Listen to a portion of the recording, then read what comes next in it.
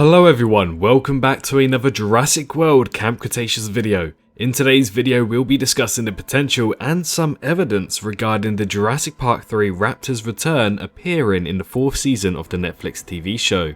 So buckle down and get into your seats as I believe I've discovered something rather intriguing for these returns of the Raptors.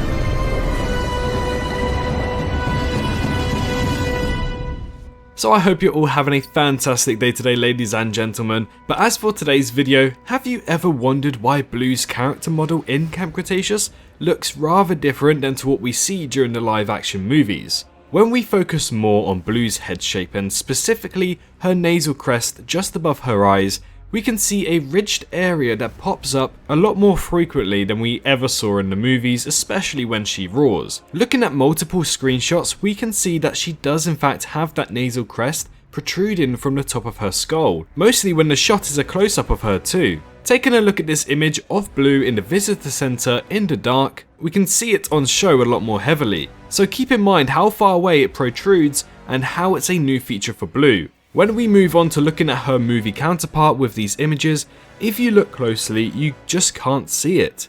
The best evidence to match the image in the visitor center of Blue is this one right here during the end of the Jurassic World movie on Main Street. As you guys can see, the angle is similar to the Camp Cretaceous version, but there is not a thick protruding nasal crest coming out the side of the top of her skull. So where has it gone?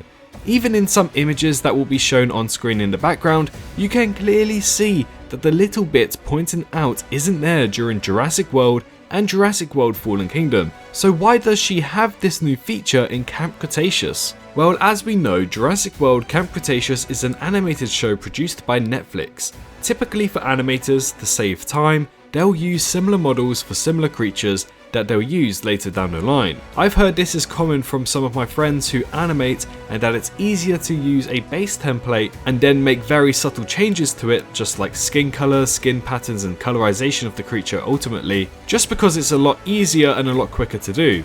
After hearing that, to me personally, it's confirmed something that loads of us will be very excited for.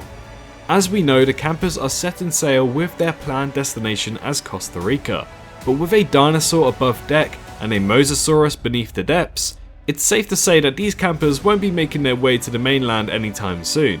The potential of knocking over the campus overboard during a Mosa attack or the dinosaur on board is visible and probably the reason why they lose their way.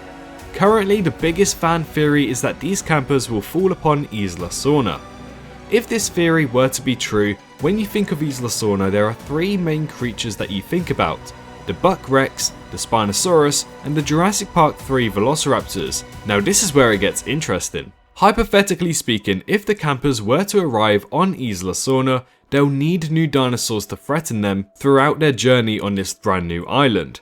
With no Blue and no Rexy, my gut feeling says that the Spinosaurus and the Jurassic Park 3 Velociraptors will be the new threat of the season. But that's not all.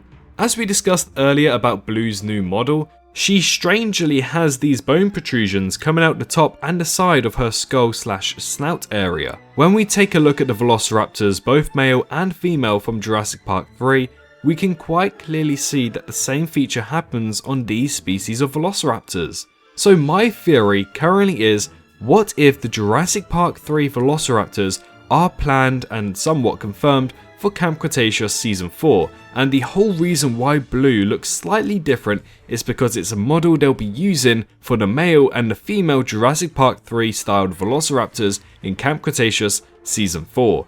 Personally speaking, I think when you look at it enough, you can see a remarkable resemblance to both Blue and the other Jurassic Park 3 Velociraptor models, and in my eyes, with Sorna appearing, it's safe to say that we could be seeing brand new raptors in Season 4 of Camp Cretaceous. This obviously accounts for when you add up everything that's new with Blue in Camp Cretaceous, the idea that animators use preset models for Velociraptors, basically the same species and creatures, and that Isla Sorna is most likely going to appear. Now I'm not too sure how you guys would feel about this. I'm absolutely buzzing to see the return of these raptors, and if we have a teaser trailer out soon and we see a glimpse of them, I'll be over the moon. But do let me know what you think in the comment section, as I believe it will be a good news for a lot of you. Don't forget to subscribe if you are new and like the video if you enjoyed, but most importantly, make sure you're staying safe out there, and I hope to see you all in the next one. Bye bye. Hello, hi, you, did you enjoy the video? Just a little reminder to press that like button and also subscribe. I just want to thank my Patreons for this month on screen right here, as giving me that little extra support really does go a long way. But anyways, I hope you guys have an amazing rest of your day.